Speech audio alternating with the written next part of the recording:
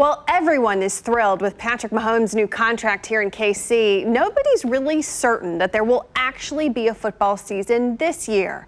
Well, everyone seems to have an opinion on the subject. Our Neil Jones spoke with two men who are experts when it comes to the NFL and medicine. It's going to be a very challenging situation with a real hard contact situation like that. Dr. John Brown knows the realities of staging an NFL training camp. For 22 years, he was a team physician for the Chiefs.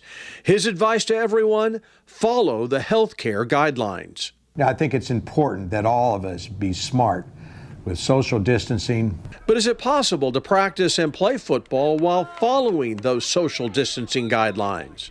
Well, I think it'll be a challenge to abide by what we know are the appropriate medical principles. For 30 years, Dr. Chris Barnhouse served as a team physician for the Chiefs. He says conducting team sports during this pandemic will not be easy. Having taken care of athletes and participate in athletics, I think it'll be a challenge, particularly for some sports more than others. The former Kansas basketball player worries about two sports in particular. Football and basketball may be among the most challenging to abide by in terms of the number of people involved and the proximity of the athletes to each other. But both men have confidence in the NFL's ability to adapt to meet their challenges. I think the NFL is always on top of what's best for their product and also what's safest and so forth. One former NFL team physician tells KCTV5 that there is only one way that football can be played this fall. And that's if the players and the teams are willing to accept the risks that would come from taking part in practicing games. But even that comes with a downside. The issue is that if I'm young and I'm healthy, nothing could bother me.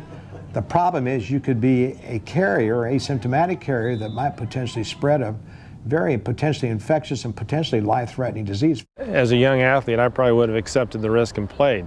You know, now I'm an older doctor and I'm a little bit more concerned about the risks for athletes than probably I was for my own risks. So will there even be a football season? I think there's a good chance they're going to have some form of football.